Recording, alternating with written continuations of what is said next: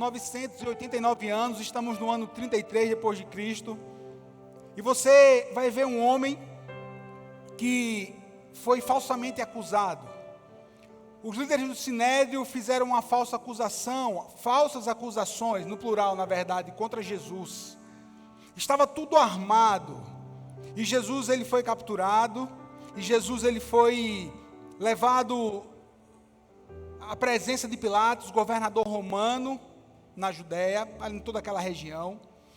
E Pilatos, ele na sua omissão, ele endossa a crucificação de Jesus. E Jesus, ele vai passar pelo calvário do espancamento romano. Ele vai passar a ser chicoteado não apenas com chicotes comuns, mas com aquele chicote que tinha um pedaço de ferro na sua ponta, e que quando pegava na carne, ele simplesmente não passava, ele grudava e ele arrancava. Pense como ficou ali o lugar que Jesus, ele foi chicoteado. Pense Jesus, ele sendo coroado com a coroa de espinhos. Por isso a blasfêmia, que ele é o rei dos judeus. Tente imaginar tudo isso. A multidão estava assistindo quando ele carrega nos seus ombros só Deus para dar forças a Jesus, para carregar do lugar do seu espancamento, vou dizer essa palavra, até o Monte Caveira.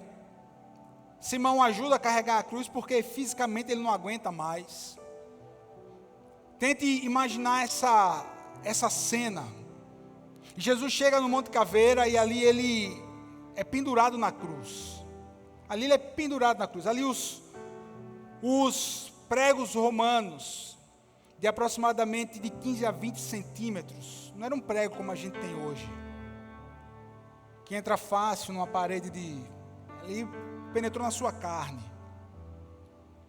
Imagine os pés dele juntos e ali aqueles pregos perfuraram sua carne, seus ossos. E ali ele sentiu não pouca dor. E ali quando a cruz é colocada de pé, só naquele solavanco da cruz de levantar e cair, dizem os historiadores que a dor foi multiplicada em até 10 vezes. Imagina a dor de Jesus. E ali ele assistindo tudo. E ali ele assistindo tudo e sendo observado. E aí ele vai colocar em prática tudo aquilo que ele ensinou. Ele vai olhar para aquelas pessoas, acredito eu que ele deva ter olhado para os céus, e com muita dificuldade ele acabou falando essa frase: Pai, perdoa-lhes, porque não sabem o que estão fazendo.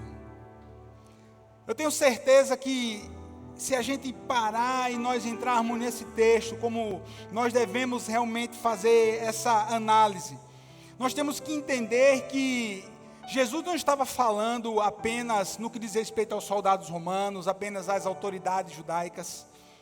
Querido, Jesus estava falando também ao meu e ao seu respeito. Ele estava clamando um perdão do Abba, um perdão de Deus Pai. Porque ele foi à cruz não apenas pelos pecados daqueles que estavam naquela hora, mas ele foi à cruz para carregar os pecados de toda a humanidade, daqueles que ainda iriam nascer, ou seja, eu e você, por exemplo. Ele estava ali sendo condenado na cruz do Calvário como Cordeiro de Deus, para que eu e você, nós pudéssemos ser perdoados por Deus. Porque eu e você, nós ainda precisamos e muito do perdão de Deus Pai. Eu tenho certeza que, por exemplo, os dois ladrões, que eram duas peças ruins mesmo, que estavam do lado de Jesus, quando eles foram crucificados, eu acredito que eles tenham dito não palavras bonitas para aqueles que estavam o crucificando. Eu acredito que eles devem ter falado aquilo que era normal para eles. Mas Jesus não, Jesus ele fez o contrário. Ele vai dizer: Pai, perdoa. E aqui eu aprendo com Jesus que existe uma necessidade de liberação total de perdão no nosso coração. Nós precisamos entender que nós precisamos liberar perdão, porque a atitude de Jesus na cruz foi essa. Uma atitude de liberar perdão. Uma atitude de rogar a Deus Pai, não apenas por aqueles que estavam presentes, mas de rogar a Deus Pai por toda a humanidade. Jesus, acredito, fazendo a interpretação desse texto, que ele tinha certeza que aqueles homens não foi apenas o ato de crucificação, mas era muito mais além. Eles não entendiam, eles não conseguiam entender a missão real do Filho de Deus. Eles não conseguiam entender. Eles não conseguiam entender que Jesus, ele veio não para ser revolucionário, não, de jeito nenhum. Ele veio para pregar o amor. Ele veio para pregar a paz. Ele veio para trazer a luz quando o mundo estava em trevas. E as pessoas não conseguiam entender. Aqueles que caminhavam com ele o abandonaram. Aqueles que passaram os 3 anos e meio com ele abandonaram. Mas ele está ali dizendo: Pai, perdoa, porque eles não têm a noção do que eles estão fazendo. Eles não entenderam a minha mensagem. Eles não entenderam aquilo que os profetas haviam falado centenas de anos antes, e que agora estava acontecendo. As autoridades não aceitavam que ele era o enviado de Deus, que ele era realmente o Cristo. Lembre que poucas horas antes, quando Jesus estava no jardim do Getsêmani, e que ele foi ali preso, ele foi ali, foi como chegaram para prender Jesus com as armas daquela época.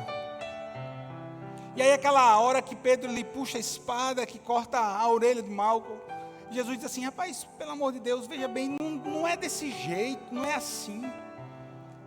Se eu quisesse, Deus mandaria 12 legiões de anjos. E lembre que um anjo derrotou 185 mil no piscar de olhos. Se eu rogasse a Deus Pai, Ele mandava uma legião, 2, e as coisas estariam resolvidas. Mas Ele resolve naquela hora se entregar por amor. Ele resolve naquela hora falar mais uma vez sobre perdão. Ele não vai fazer a justiça com as suas próprias mãos. Querido, a autojustiça, a justiça com as próprias mãos, um dia nós vamos pagar um preço por ela. É por isso que Jesus, ele ensina que Deus, ele é a justiça perfeita. A palavra vai nos dizer que Deus, ele é o justo e fiel juiz. Então ele quem julga as nossas causas. Nós não precisamos nos justificar, nós não precisamos, ele é quem julga, ele é quem faz, ele é quem protege. Quando eu e você, nós vamos fazer justiça com as nossas próprias mãos, nós erramos. A gente erra, porque a nossa dose vai ser sempre para mais. Mas o nosso Jesus me ensina e ensina a você nessa noite que a justiça perfeita vem de Deus. E que eu prefiro escolher perdoar, porque quando eu escolho perdoar, quando eu escolho entender a palavra de Jesus e liberar um perdão de coração, a justiça de Deus, ela começa a ser feita. É liberar perdão, foi uma atitude de Jesus. Eu aprendo nesse texto uma segunda atitude. Jesus, ele intercede por aqueles que o fizeram mal. Já pensou, irmãos? Pai, perdoa, porque eles não sabem o que fazem. Que impressionante. Que impressionante. Além de liberar perdão, ele está intercedendo a Deus Pai por aqueles que estavam fazendo um mal terrível. Nada mais era do que colocando em prática os ensinos que ele havia proferido no Sermão do Monte. Vocês lembram quando Jesus ele disse: ame seus inimigos e ore por aqueles que te perseguem. Ame seus inimigos e orem por aqueles que te perseguem. É isso que o nosso Jesus ele continua fazendo por mim e por você até hoje. Ele continua a interceder a Deus por mim e por você. É por isso que nós fazemos as nossas orações só a Jesus. É por isso que nós não fazemos a nossa oração ao santo A, ao santo B, a santa B. Sabe por quê? Porque a Bíblia vai ensinar a mim e a você, em 1 Timóteo capítulo 2, que Jesus Cristo ele é o único mediador entre Deus e os homens. Ele é o único que chega diante de Deus e vai interceder por mim e por você. É por isso que nós oramos a Deus em nome de Jesus. É por isso que nós só clamamos a Jesus. É por isso que nós não temos outro nome para que nós possamos, que nós clamamos diante das nossas angústias, diante das nossas necessidades. É esse nome que você pode clamar, é esse nome que você deve clamar, é esse nome que você deve dizer nos momentos de maiores angústias: Deus, em nome de Jesus, tem misericórdia de mim, vem com resposta. Deus, em nome de Jesus, vem com providência. Deus, em nome de Jesus, acalma o meu coração. Deus, em nome de Jesus, resolve. Eu não sei como resolver essa situação. É dessa forma que você nós devemos agir, queridos. Eu estava conversando com uma pessoa ontem e eu dei essa resposta a ela: nós oramos somente a Jesus, porque Ele venceu a morte. Os outros, eles são considerados santos porque não têm o pecado. Eles são considerados santos porque entregaram a vida para Jesus. E só vai entrar no céu aquele que for santo, lavado e remido no sangue do Cordeiro. Mas todos os discípulos, eles morreram. Eles foram sepultados, outros foram sepultados, outros foram deixados seus corpos entregues ali ao relento para que as aves pudessem, comer. Olha, uma coisa terrível fizeram aos discípulos de Jesus no decorrer da história da igreja. Perseguição. Mas todos morreram. Mas Jesus, Ele foi o único, como nós lemos no começo desse culto. Ele venceu a morte. Ele diz: onde está a morte, a tua vitória. Nenhum outro homem pôde dizer isso, nem irá poder dizer isso. Nenhum outro. Todos morreram, ou estão com Deus, ou estão longe de Deus. Mas Jesus, quando Ele morre, ao terceiro dia, Ele volta à sua vida. É aí que Ele vence a morte. Aí Ele vai dizer: cadê a morte? Cadê a vitória da morte? Cadê a vitória da morte? Ela não pôde segurar o nosso Jesus. Ela não pôde segurar o nosso Jesus. Ela não pôde segurar o nosso Jesus. É por isso que só a Ele nós oramos. É por isso que só a Ele nós elevamos a nossa oração, porque Ele está vivo. Eu li uma frase hoje do pastor Stephen Furt, que ele diz, abre aspas: nesse momento, em todo o mundo, pessoas estão se voltando a Jesus em fé. E no céu, Ele está pedindo ao Pai que as perdoe. Ele está pedindo para que Deus possa perdoar a mim e a você. Ele está intercedendo por você. E uma boa notícia, sabe qual é? Que esse perdão, ele está disponível para mim e para você. Esse perdão de Deus está disponível para mim e para você ainda hoje. Pai, perdoa porque não sabe o que fazem.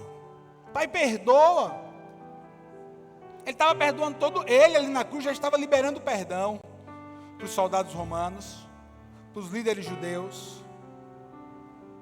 Ele estava liberando perdão para aqueles que zombavam. Ele estava liberando perdão para todos aqueles que o haviam feito alguma coisa. Pai, perdoa, porque não sabem o que fazem. E Jesus ensina que, assim como Ele liberou perdão, é o que nós devemos fazer. Assim como Ele liberou perdão, é assim que nós devemos agir. Rapidamente o texto vai ensinar para mim e para você que eu preciso reconhecer, que eu preciso liberar perdão. tem que haver um reconhecimento da sua parte. Para aquelas pessoas que te feriram, para aquelas pessoas que se voltaram contra você, não dá para guardar mágoa, não dá para guardar rancor. Existe uma necessidade real, sabe por quê? Porque nós só iremos desfrutar de paz. Nós só iremos desfrutar de tranquilidade quando nós entendermos que precisamos perdoar. O versículo 41 do mesmo capítulo 23. Nós estamos sendo punidos com justiça, porque estamos recebendo o que os nossos atos merecem. Mas esse homem não cometeu nenhum mal. Sabe quem disse isso? Aquele ladrão que estava na cruz, ao lado de Jesus. Enquanto um blasfemava, ele vai dizer: rapaz, a gente merece estar aqui. Mas ele não cometeu mal algum. Ele não fez nada para estar aqui. Nós merecemos, ele não. Nós merecemos. O que foi que esse homem fez? Em outras palavras, um condenado que estava ao lado de Jesus. Em outras palavras, ele estava dizendo isso. O que foi que esse homem fez para estar aqui?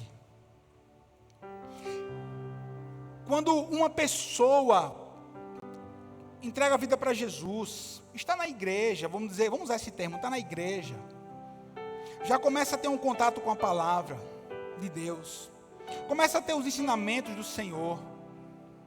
E uma pessoa que não consegue liberar um perdão para aquela outra pessoa que o fez o mal, é porque ele ainda não entendeu o nível de perdão que ele recebeu de Deus. Quem sabe eu falo para pessoas aqui que precisam liberar perdão para pessoas que fizeram muito mal. Muito mal. E se você está ouvindo essa palavra, e se você entregou a sua vida para Jesus, e se você ainda não liberou perdão para quem te fez o mal, e eu não estou aqui querendo saber o nível da dor que você sentiu ou que você ainda sente, porque aí é outro assunto. Mas simplesmente, se você não libera perdão, é porque você não entendeu o quanto você foi perdoado por Deus. Quer entender o quanto você foi perdoado por Deus? Leia a parábola do credor incompassivo, Mateus capítulo 18. Leia a parábola. Jesus vai ensinar por parábola, vai contar a história de forma mais simples. Um rei tinha 2 servos. Um servo devia 10.000 talentos. 10.000 talentos de ouro. Mais de 13 caminhões carregados de barra de ouro. Só para você ter ideia do que são 10.000 talentos. E ele chega na presença do rei, e ele tinha que pagar a dívida, e ele diz assim: rei, eu não tenho com o que pagar, não mande me prender não, porque um dia eu vou lhe pagar. Como ele vai pagar um negócio desse? É uma dívida impagável. Aí o rei diz assim: tudo bem, eu vou perdoar a sua dívida. Quando ele sai da presença do rei, ele encontra um outro servo que devia 100 denários, 100 dias de trabalho. 100 dias de trabalho. E ele manda prender aquele homem que devia 100 denários, enquanto ele devia 10.000 talentos. Quando os outros viram aquela cena, chega para o rei e diz assim: rapaz, você perdoou o cara que lhe devia 10.000 talentos, e ele saiu da sua presença e cobrou um outro que devia 100 denários. Manda chamar ele, disse o rei. Eu perdoei você de uma dívida impagável, você não podia também perdoar aquele que lhe devia tão pouco? Agora, servo mau, eu vou entregar a você a condenação dos atormentadores de alma. E Jesus vai terminar a parábola dizendo assim: e assim acontecerá com aqueles que não liberarem perdão. Quem não consegue liberar o perdão para o seu próximo, não receberá a salvação de Deus em Cristo Jesus. Porque no seu coração não houve transformação.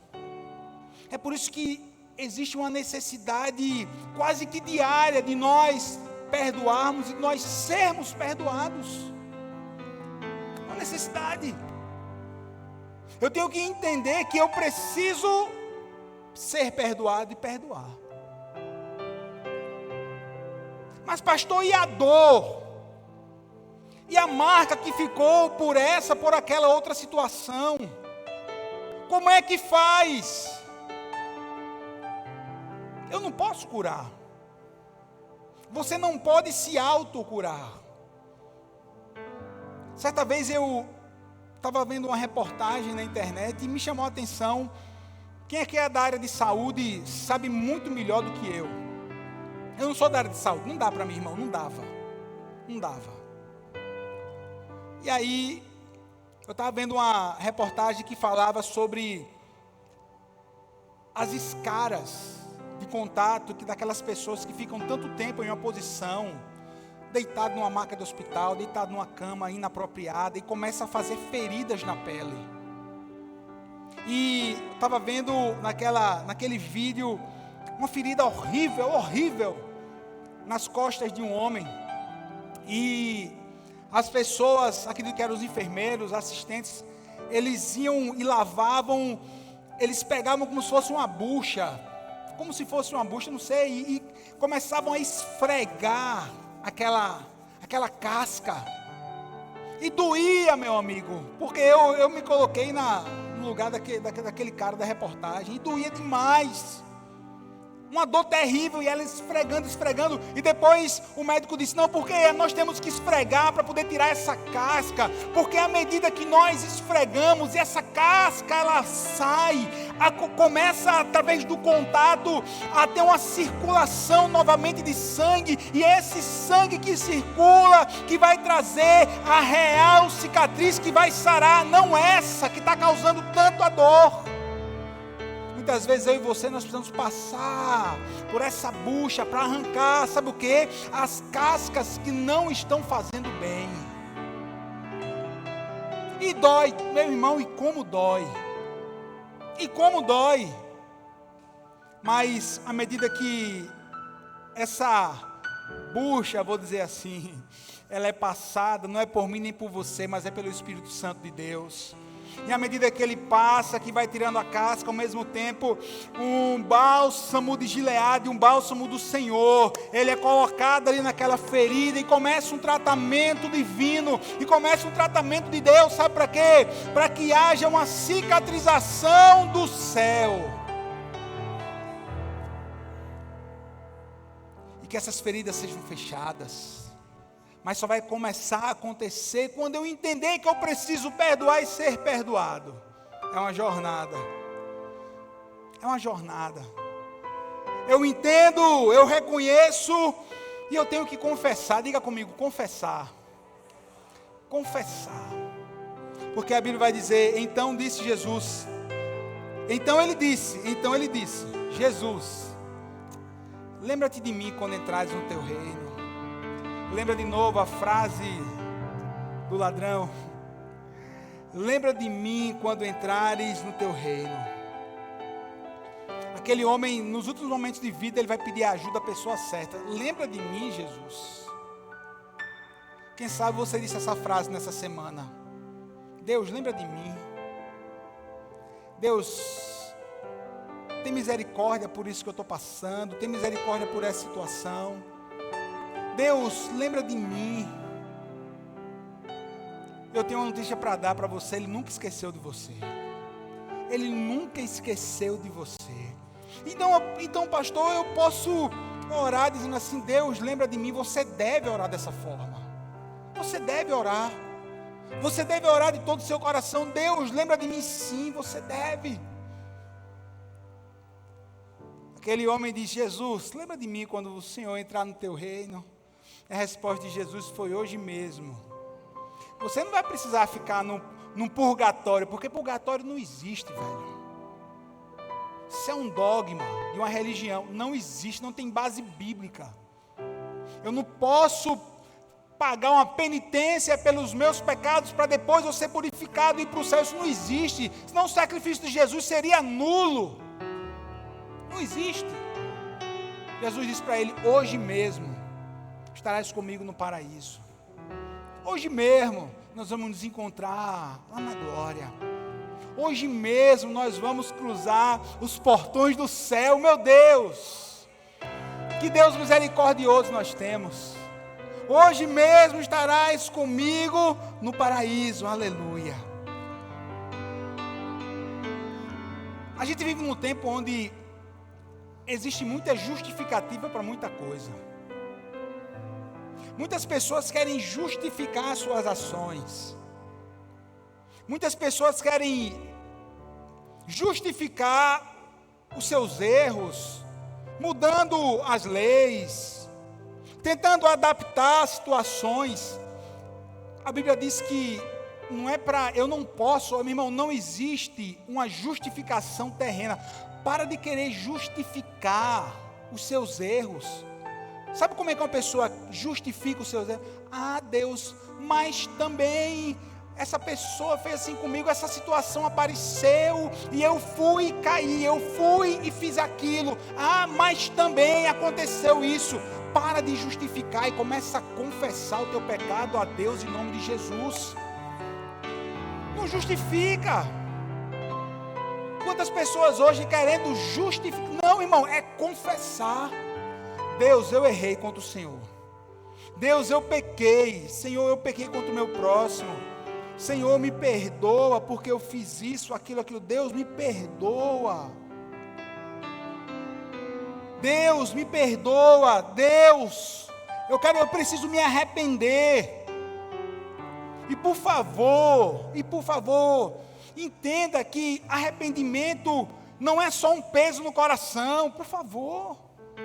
Não é carregar uma dor, não, pode vir junto com isso. Mas arrependimento é igual a decisão. Arrependimento é decisão. Arrepender diante de Deus e dizer assim: Deus, eu errei. Eu fiz isso contra o Senhor e contra fulano e beltrano. A partir de hoje, Senhor, eu não vou mais fazer. A partir de hoje eu decido. Tomo uma decisão. A partir de hoje, eu estou fazendo essa oração de compromisso. Mas eu sou falho, Deus, então me ajude que eu não possa cometer mais esse erro. Ah, o Espírito Santo ajuda, irmãos. Ele é misericordioso. Ele sabe das nossas lutas, Ele sabe das nossas falhas. Agora, eu não posso me apegar a isso e querer justificar. Não, meu irmão, é confessar. Porque a Bíblia diz assim: aquele que confessa e deixa, confessa e deixa, esse encontra misericórdia. Esse encontra misericórdia. Então, a palavra de Deus diz, 1 de João capítulo 1, versículo 8. Se afirmarmos que estamos sem pecado, enganamos-nos a nós mesmos, e a verdade não está em nós.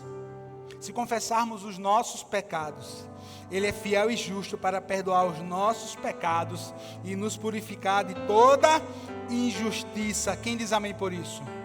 Então eu reconheço a necessidade de pedir perdão e de perdoar. Eu reconheço. Eu vou confessar. E por último, sabe qual é a lição que eu digo para você? E viva, meu irmão. E viva em paz. E vive em paz. Ele morreu na cruz para carregar, Ele carregou ali aquela cruz nas suas costas, e Ele foi crucificado para que não houvesse mais nenhum peso sobre a minha vida e sobre a sua vida, sobre os pecados que Ele já perdoou na cruz em nome de Jesus. Então não aceite a acusação, então não aceite nenhuma investida do inimigo contra o seu passado, contra aquilo que você viveu ontem, mas você foi perdoado e pediu perdão também às pessoas, pediu perdão a Deus e viva. Lucas capítulo 34, mais uma vez eu vou ler para você: Pai, perdoa-lhes, pois não sabem o que estão fazendo. Responda no seu coração, como é que você se sente hoje? Será que você está sentindo que você foi perdoado por Deus? Ou será que ainda pesa a acusação no seu coração? Será que ainda pesa alguma acusação aqui no íntimo do seu coração?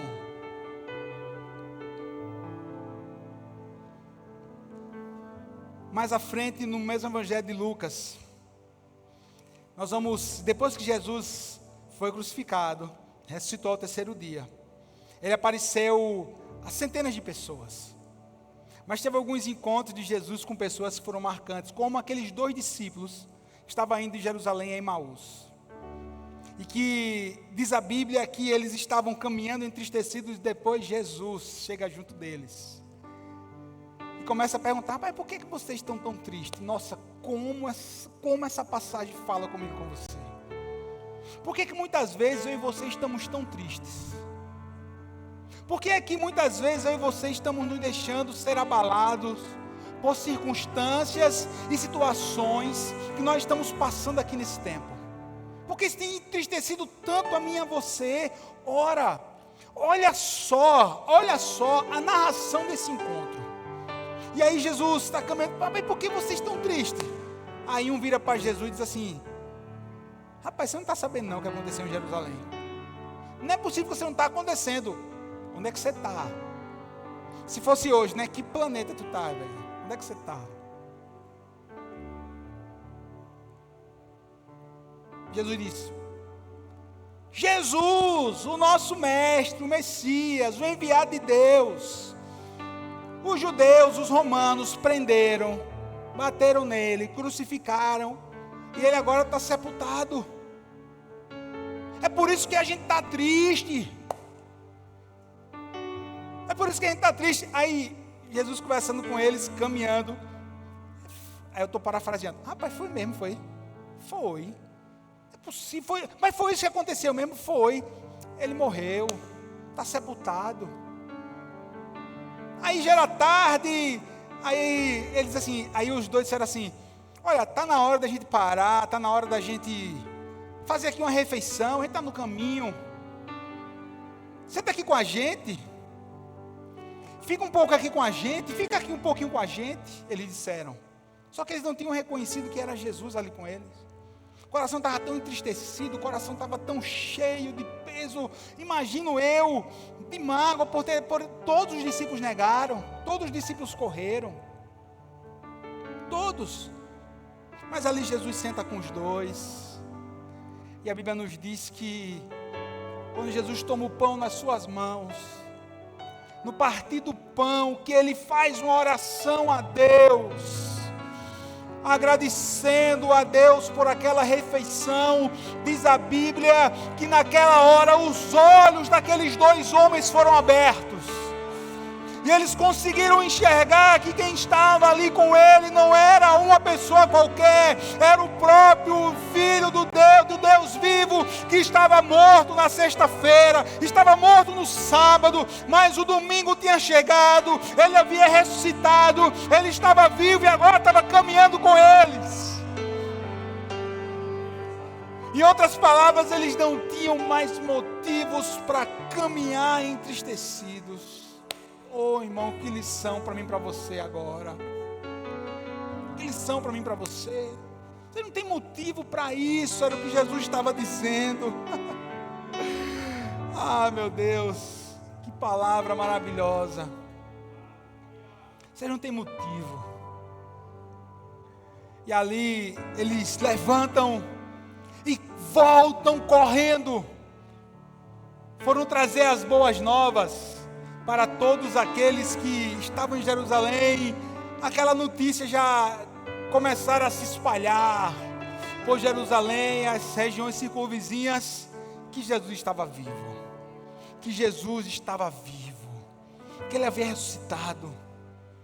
E eles passam a viver não da mesma forma, mas passam a viver agora, mais uma vez, em novidade de vida, porque Jesus havia morrido na cruz por eles, sepultado, ressuscitou ao terceiro dia, e estava vivo, e ele estava vivo.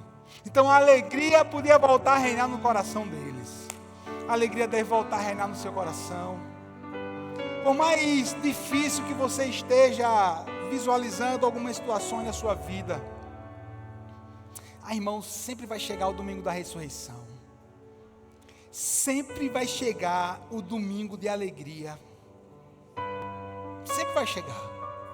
Por mais difícil que seja a sua sexta-feira da paixão, O mais difícil que seja o seu sábado, chamado sábado de aleluia, a tradição diz assim, né? A tradição diz isso. Mas domingo da ressurreição ele sempre vai chegar. Ele já chegou agora.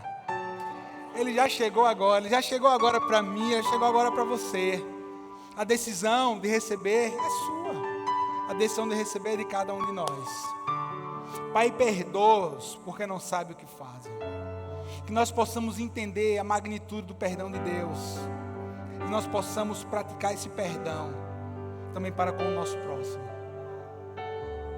E deixe Jesus reinar na sua vida. Deixe Ele reinar no seu coração. Deixe Ele trazer a alegria do céu. Deixe Ele trazer as transformações. Deixe Ele fazer as transformações necessárias. Não é por força, não é por violência, mas é pelo poder da palavra de Deus. Você crê nisso? Vamos ficar de pé em nome de Jesus. O teu perdão é completo. O teu perdão é completo.